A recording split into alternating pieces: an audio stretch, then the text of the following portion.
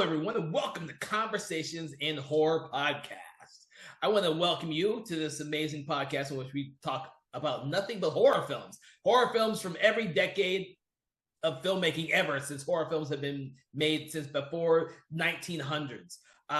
Since the dawn of filmmaking, horror films have been made, and we are bringing them to you one film at a time here at this podcast.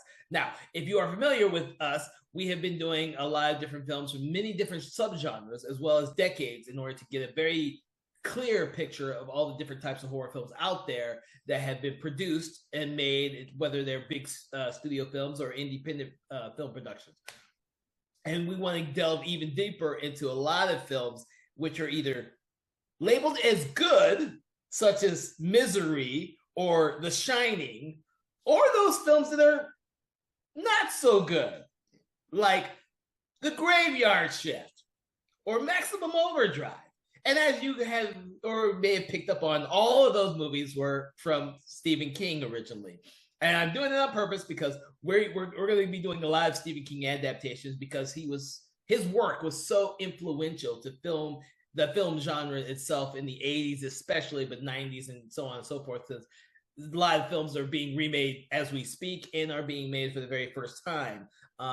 So what better way to delve deep into the filmography of works based on Stephen King than to delve into the infamous The Graveyard Shift. And to talk about The Graveyard Shift with me on this episode is Sarah Panazzo. I want to thank you for joining me again, Sarah, for this. No, Kevin, thank you for making me watch this movie again. See, everyone, it is a very infamous movie in which a lot of people have opinions of this, is that it's a bad movie. In fact, since I saw the movie at the theater when it was originally released, I've never met anyone who actually liked this film other than me. So it's going to be an interesting conversation that we have today in regards to this film. And I saw it when I was a kid, but Panazzo, on the other hand, was not a kid when this movie came out, so she would have seen it much later in life. So you tell everyone exactly when you saw this film, why you bothered to see this film. So I am a lifelong Stephen King fan. I retired from Goosebumps straight into Stephen King at like the ripe age of like 8 or 9. And I believe this is actually one of the first collected storybooks that I read of his before I moved on to the bigger books. I don't remember when or why I watched this. It was probably because I was going through like the Dead Zone and everything else that like was good in the 70s and 80s that came out. And I just did like a deep dive, or I think I was watching them with my dad, and rewatching this, I always have anger issues when it comes to Stephen King projects because I read the books and then I see the actual end piece and I'm like, that's not it. So I don't remember. I did read the original story because I believe this is part of Night Shift. Yes. Yeah. So this was one of the very first Stephen King books I read. The first one I ever read was originally Carrie. My mother happened to put me onto Stephen King. So I read Carrie and I read the Night Shift collection. I remember nothing about any of the stories in Night Shift because I've never reread the book. And a lot of those stories have been made into films. So I don't come to this as, and when I read it as a kid. So that was probably in the late 80s when I read the book. So the late 80s, mid 80s, somewhere around there, long before I saw the movie in 1990.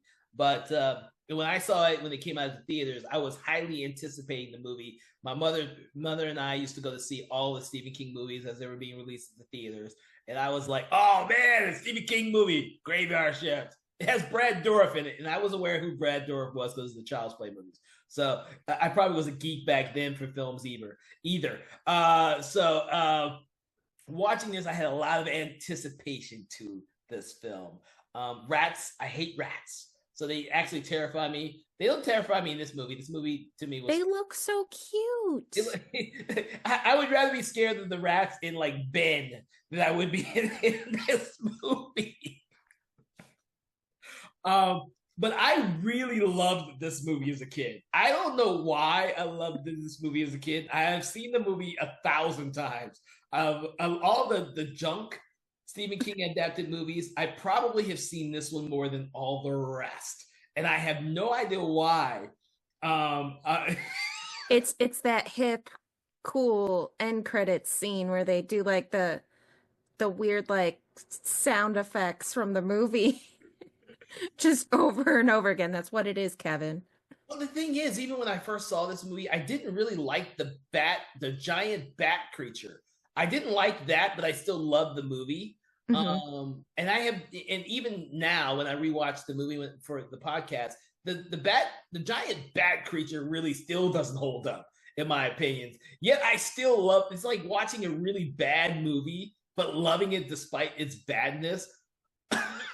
No, 100%. Like it's got some great one-liners. Like it is so funny. Brad Dourif and everybody else who's in this movie are like, it's a hey, it's that guy, just over and over and over again.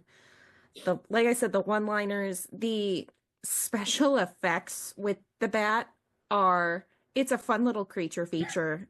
Um, but yeah, the writing is not great.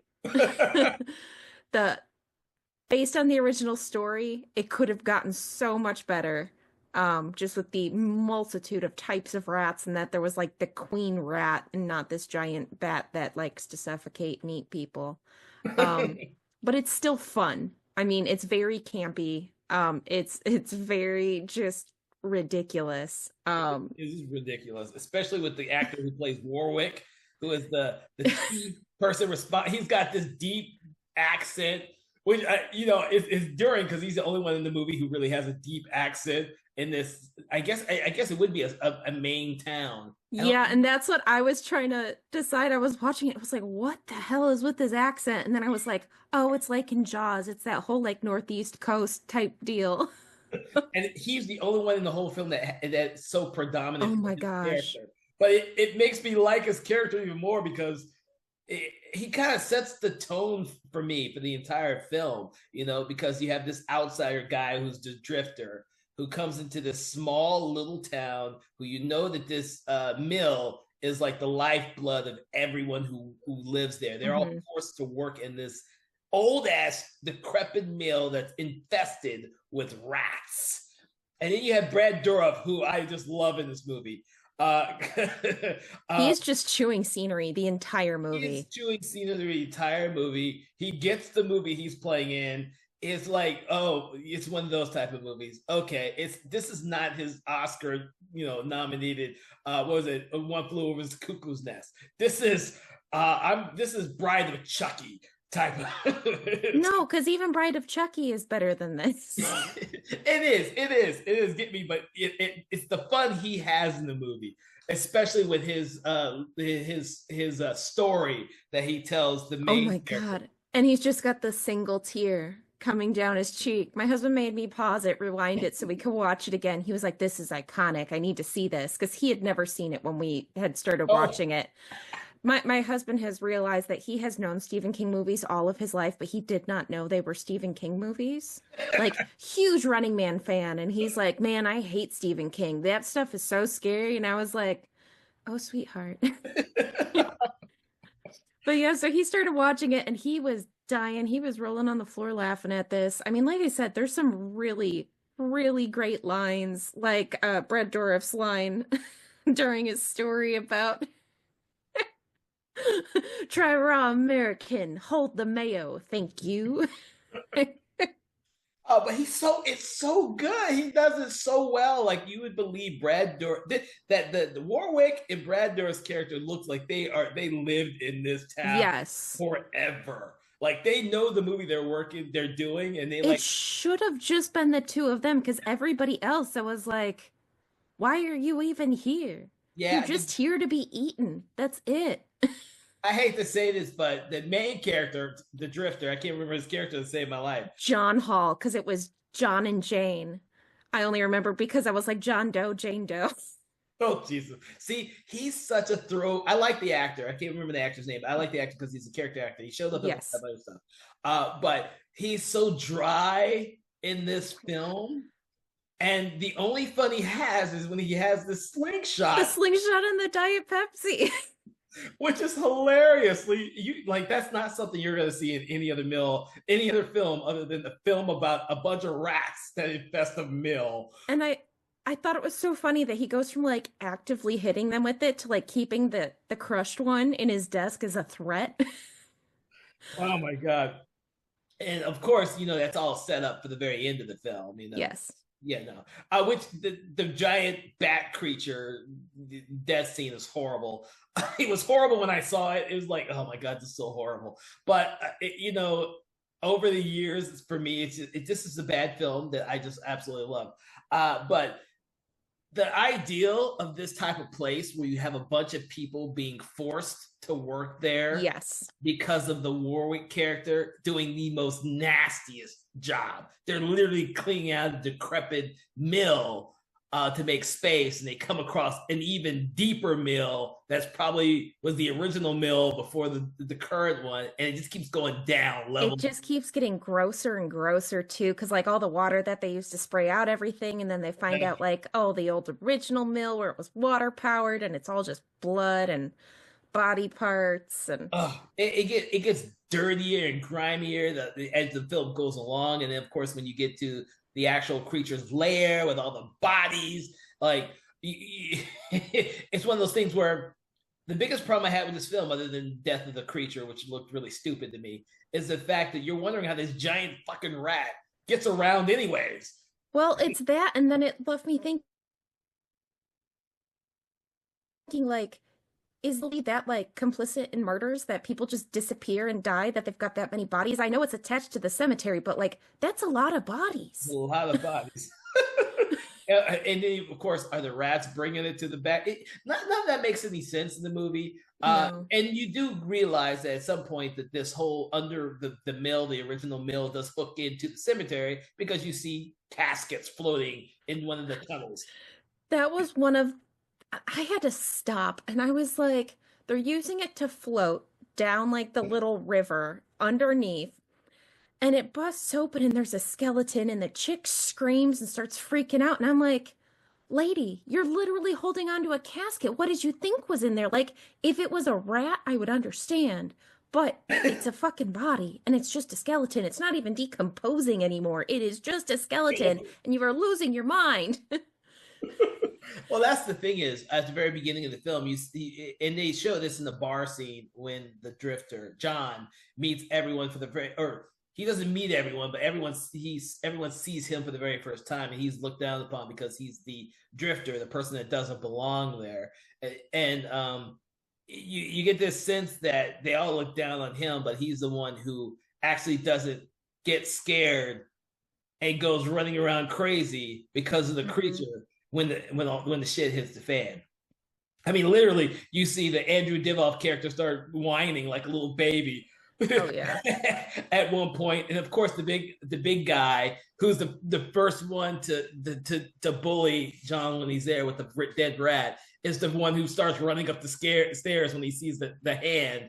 And I'm like, oh my god, this is the hilarious part of the movie. Oh yeah. I'm sure 100%. It's not supposed to be.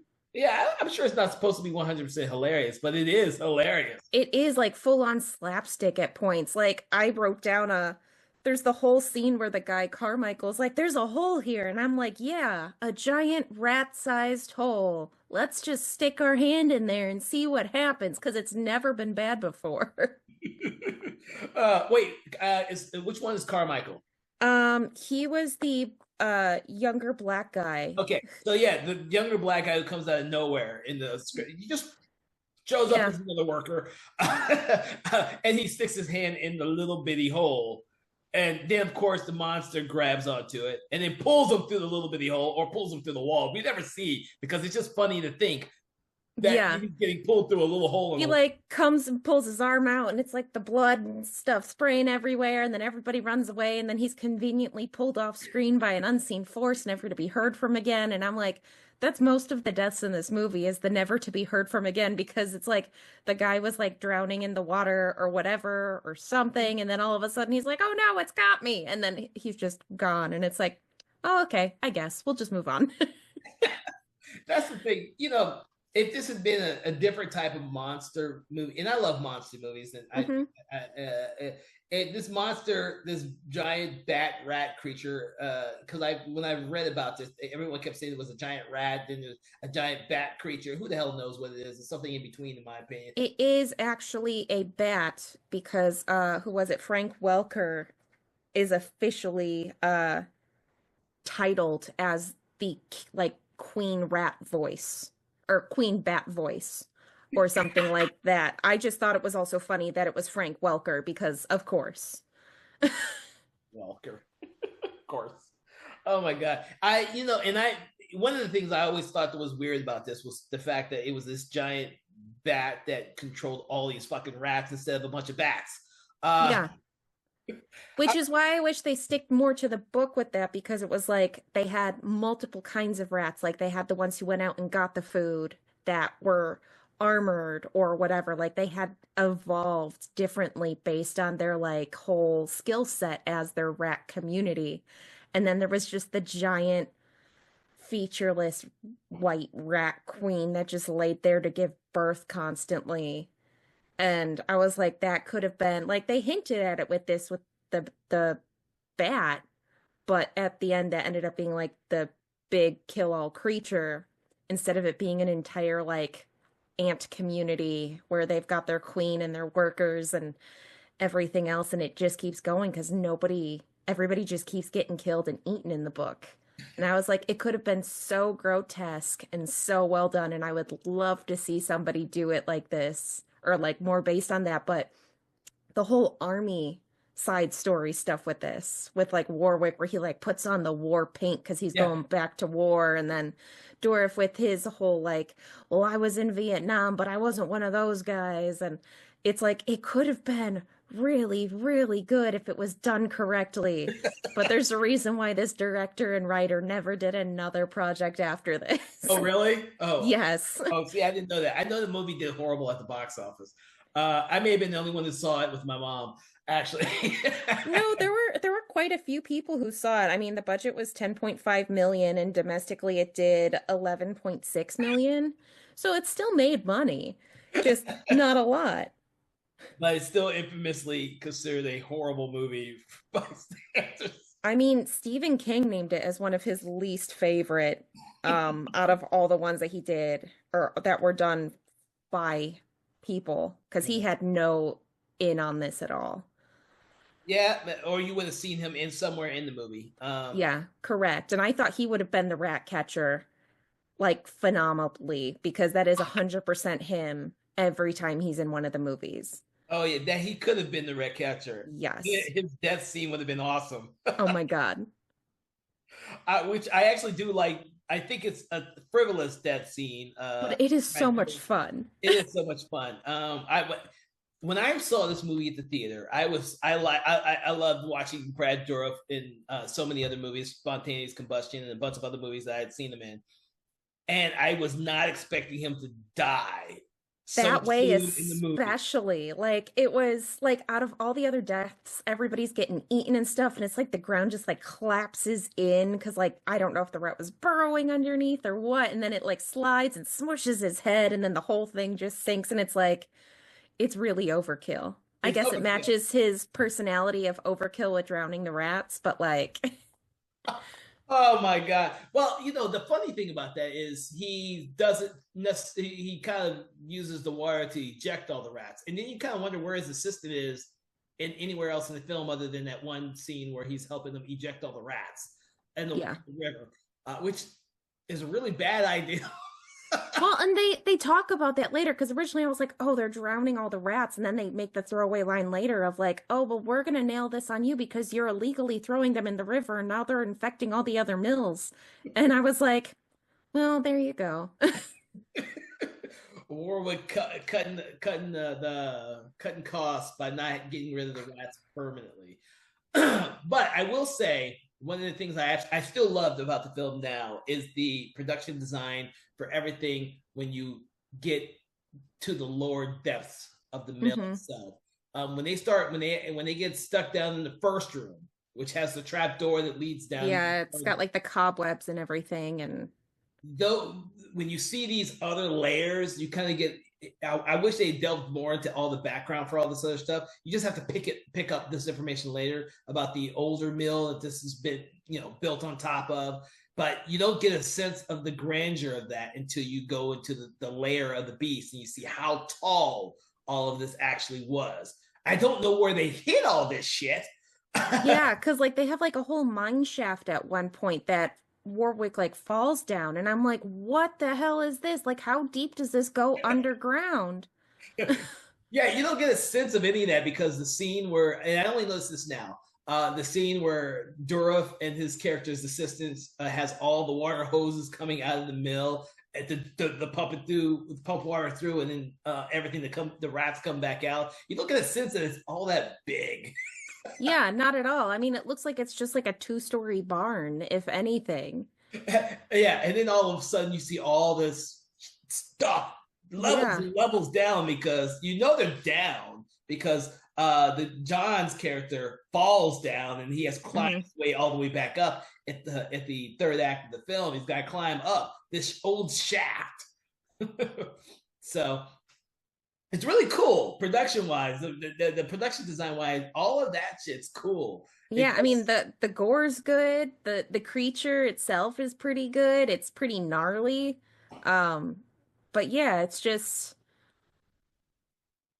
it's a great little popcorn creature feature. I kind of get the I kind of, and I have not delved deeper into this. I kind of wonder if the late '80s and '90s just were not kind to monster films. I have to do more research on that because you kind of get the sense that this was buried or forgotten because it was a monster film and people didn't take those seriously. I know this was at the end of the huge slasher boom of the late 80s, and we're getting into the 90s, which were kind of like in my opinion, a time period where they just kind of threw everything out there. See, I don't think it's that. I think it was more of like it was an indie feature because the guy who originally optioned for it, William J. Dunn, was a location scout on Creepshow 2 with Stephen King and on Pet Sematary and helped establish the main film office. So I think this was more of like an indie passion project because even like the director and writer ended up being people who had worked on like older Creepshow stuff or other Stephen King things as like smaller roles. Mhm. And this was all of them coming together to make a fan film of some sort. And it just wasn't well done. I mean, they were obviously not really a director or a real writer. But I think it was just that kind of like that was the 90s indie film of, hey, we've got some people who want to make this movie and we don't really know how to do that because we do all the other parts of filmmaking. But Well, I don't know. I really do think I need to do some more research on monster films at that time of period because I don't recall right now. I could be wrong about this. I don't recall right now how many monster films were being made at this time period and how many were successful. Um, I don't remember a time period where monster films were ever a subgenre that actually played well with audiences for a long period of time. In my opinion, I think a lot of monster movies kind of one gets popped out here, one gets popped out there. I mean, we got everything from the movie Bats with Lou Diamond Phillips and a whole bunch of people that no one remembers. We had stuff like this. And I think the only thing that anyone ever remembers are shark movies and the occasional alligator movie. yeah, because I was just gonna say The Relic, because that was around this time. I mean, you had Monster Squad, which was like 3 years before this. Which Uh, didn't do well. So yeah, I mean, they're all like they didn't do well, but they're still like the cult movies, I guess. but you gotta keep it. Well, yeah, and this is not a cult movie. Yeah, no, not at all. Not at all. This is a highly forgotten movie, infamous for most people thinking it's bad, and I'm the only one who thinks it's a fun movie. And like I said, I've seen this movie way more times than probably most people have ever bothered to watch any movie. I yeah. I do enjoy a good bad movie, and I could always throw this movie in because I like monster movies. Mhm. I like monster movies. I've seen Relic a lot, not I think they called it The Relic, but the book is called Relic. Yes. Yeah, not the recent Relic movie, but No, completely different. the one with Tom Sizemore and Penelope Ann Miller. Uh, that Relic, the Relic movie. And Cathoga, that's the monster, Cathoga. See, I remember some of this stuff. I saw these movies at the theater. I used to love watching these type of movies. Monster movies were my jam. But I don't ever remember them being like highly successful. Shark movies have always been this thing where you can have a really bad shark movie and people will still go see it. But monster movies seem to be this sub genre that just either hits or it really misses. There is no in between. And that's one of the things I see about all the monster movies that came from Stephen King's work. People don't remember those nearly as much as they remember the other type of works of his. So you would. No, I can see what you mean with that because you go back to like Universal Monsters and those were like groundbreaking, ahead of their time, all that stuff, and then you don't really get back into that. I mean, I guess yeah, I mean, and then like Godzilla and like Creature from the Black Lagoon and everything else like that, where they were legitimately monsters. Like, it's I just don't think it's a sub genre. I'm saying Yeah. sub because you have monster movies like Yes. human monsters like Dracula and Yes. and then you have the sub genre which is like Cathoga and this bat creature and stuff like Yeah. and that aren't like an alligator or a shark, or an anaconda, or what do you call it? An anaconda. Anacondas was successful. I was trying to think of one of those hybrid anaconda movies. Sharknado. I mean, come Sorry. on, there's so many. See, those are I think those type of movies always do well, but even rat movies, you can think of Willard, the remake. Yeah. How many rat movies do you think actually have been made and were successful? There's not a whole lot of them. I mean, you remember Willard, the original, Ben, because Michael Jackson had a song in that one, and then this one. All right, the remake of Willard, and this one mostly is rats. I don't know if that's a turnoff or these type of. I mean, it'd be interesting to figure to go through the history of monster films and figure all this out. I know that this one is not a popular Stephen King film, not as much as say Cujo, which is a dog, Right. Or I think it was more of because a lot of his horror is like human monsters, and it was only later on that we started getting some of the better obtuse. Non-human monsters. Like you've got like the Outsider TV show and stuff like that. Because this was a year before it, or it was the same year as Tim Curry's It was released. You also had. Oh, go ahead. Go ahead. And then Pet Sematary was the year before, where you've got that mixture of demonic dead animal and then undead person. Yeah.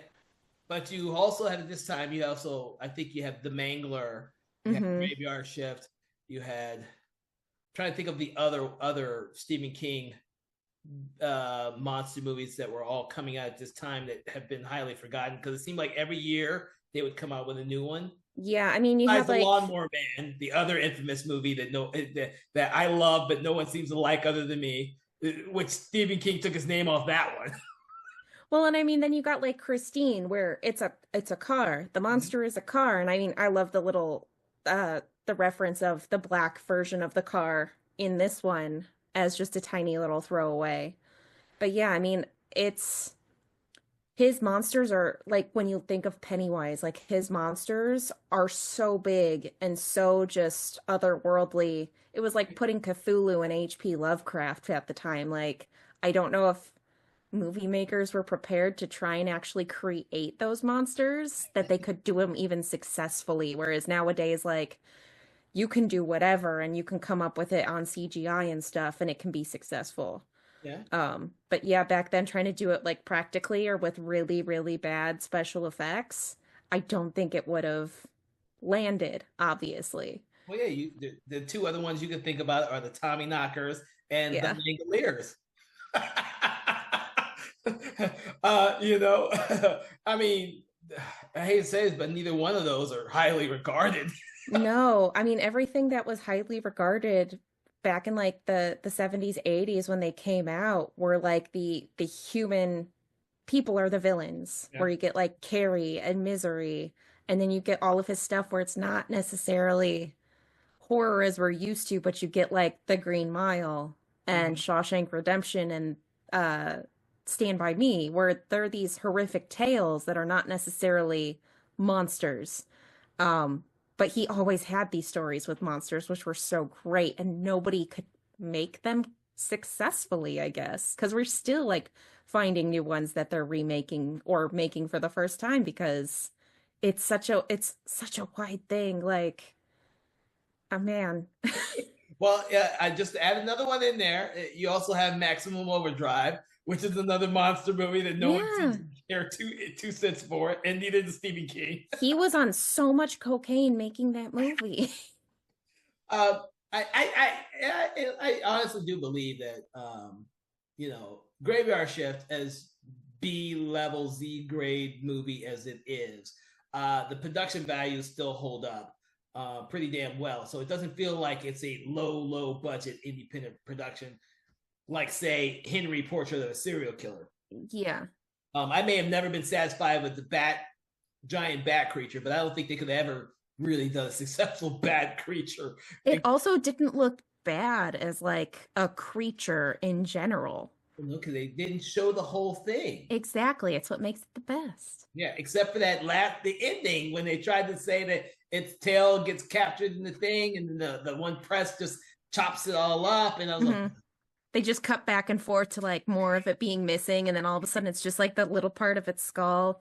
yeah, which I thought was hokey. I thought it was hokey back in 1990, and I still think it's hokey now. But that still won't stop me from enjoying the movie. Like I said, I will admit this. I probably watch this film once every 3 years. I don't never watch any of Stephen King's films that often, except for probably Misery. I love throwing Misery in there. I'm weird. Misery, I think, is a flawless Stephen King adaptation. I think it's fucking brilliant.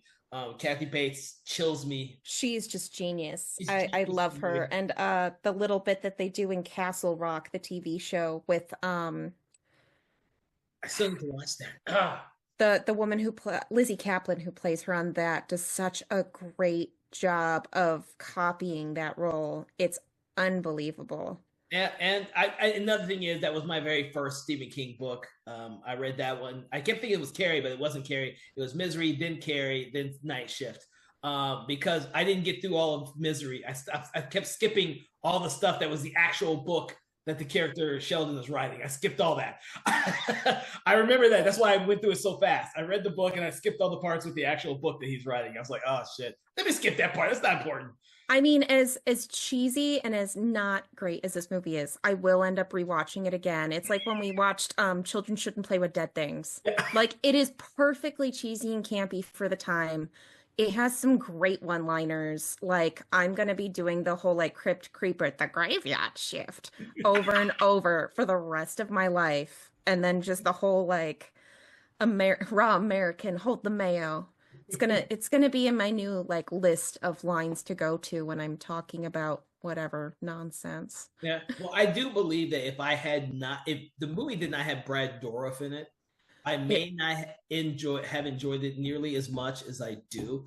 yes. Um, I think certain actors bring a presence that elevates movies, Hmm. and they could be really bad movies, but they elevate them with their presence. I think he does that to this film. I do believe that if he had not been in this film, I think this would be one of those Stephen King films I watched once and never watched again.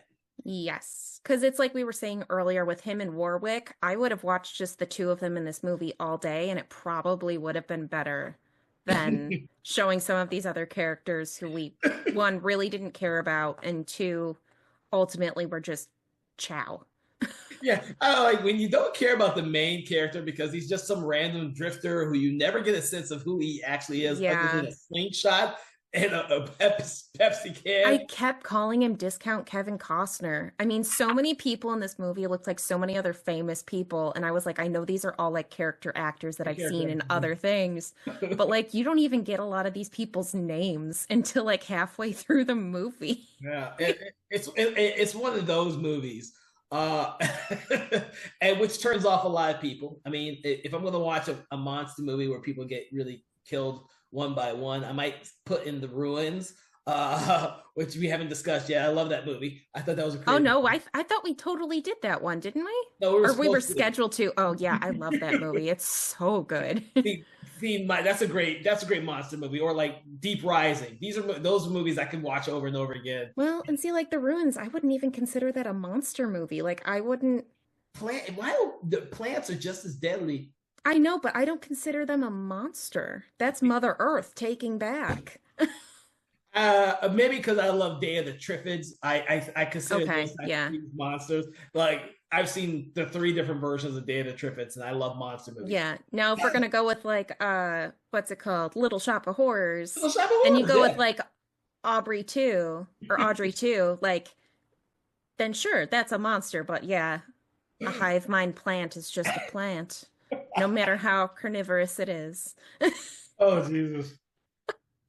Oh, I'm so glad we can talk candidly about these monster movies like this, hoping that the people who are listening will either go out there and check this movie out or not check it out. I don't know if we've convinced anyone to still go check this movie out at I all. don't know. It's fun. It's definitely, like I said, if you're gonna do like a campy fun night, like children shouldn't play with dead things, like you're looking for some like straight one-liners that you will be cracking up about the rest of your life, this is definitely one of those movies. The Uh, rest of it is like kind of meh, but those jumps in between are very short. There are one-liners like every other minute in this movie. yeah, it's a good a party drinking friends at the house type of movie that you don't have to pay attention to the entire time. Yes, But yeah, yeah. 100%. Oh my god! So, is there anything else you'd like to tell everyone about the movie Stephen King's Graveyard Shift? I mean, if we're gonna go to hell, we're going to hell together. Right. Oh my god, Warwick. Oh god. I'm sorry, I had to. No, that's It good. That's good. He's got some of the best lines. All right, so it is that time where we're gonna go rate the movie from 1 to 5 stars. 1 being very bad, 5 being absolutely excellent and flawless, which I know this movie will not be for either one of us. What do you give the film? So I have to give it two completely different scores.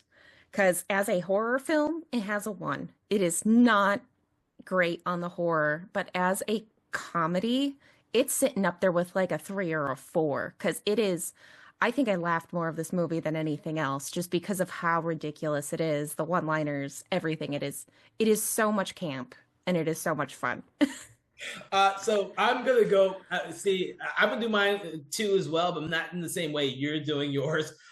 Mine is going to be in terms of a filmmaker and film qualities and of a Stephen King film. I would give this a 2 star. It's not one of the best, and it's not certainly not the worst. No. Um, it's passable if you only watch it once. It is not a film required to ever watch, even if you're a horror junkie. You'll probably watch it and think, "Oh my god, why did I watch this crap?" But as a guilty pleasure, and this has always been a guilty pleasure movie for me, because like I said, even when I originally saw the movie, I didn't care for the giant rat monster at the end because it looked hokey to me. I will give this movie a 4 stars. I've watched this movie more times than I probably should have, and I've mentioned that time and time again. Love Brad Dourif, love the actor who played Warwick. They simply sell this movie. If neither one of those actors had been in this movie, I probably would have seen it once and never watched it again. There are some movies like that that are Stephen King based, like Dreamcatcher. I still think Hmm. it's a horrible fucking movie, and that has some great actors in it. Great Yeah. actors. I think it's horrible, horrible. I don't ever want to watch it again, but I know we'll probably do it on our podcast one day. This movie is miles better than that movie and more enjoyable. If you were listening to this and you like to just sit back, drink a beer with some friends, and chill on some people getting killed and a lot of one-liners, this is a movie to watch. Not some shit monster coming out of people's butts. I was gonna say, you want to talk about monster movies? Dreamcatcher is pretty far up there with a demonic toilet. We keep saying that Stephen King was on cocaine when he did Maximum Overdrive. I think he was on a hell of a lot more shit when he wrote Dreamcatcher. And I read the book and saw the movie, and I still think both of them are horrible.